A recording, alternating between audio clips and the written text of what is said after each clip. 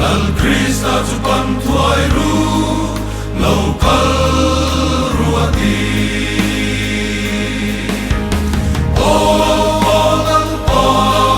kan bo vin kan bil mai don sual tui pui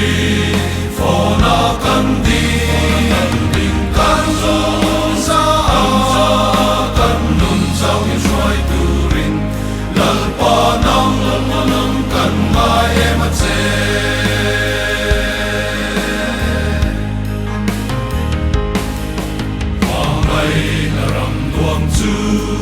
Kanta na po sayani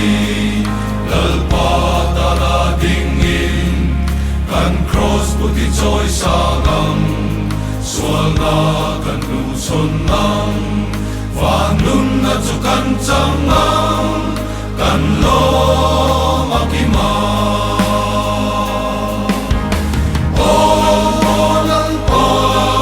kan bo vin kan bil mai don sual tui pui fona kan di kan zo sa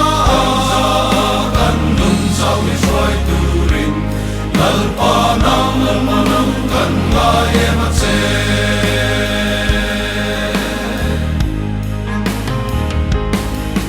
kan sai ni harang Krista ko fran song te lal pang hindu angin tu na hian i ding ang u mangai na le rem na suang ngai dam na pham kim chu kan ta na lo ni lal pa kan bo vin kan bil mai don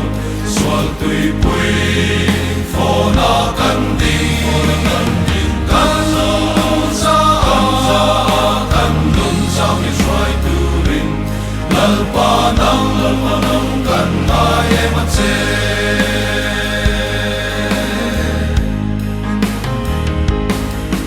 kan sai ni harang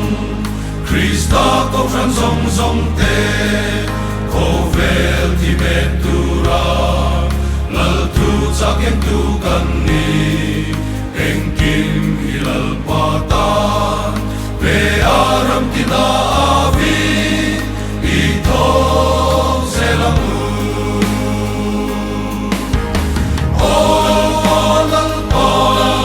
kan bo vin kan bil mai don sual tui pui fona kan di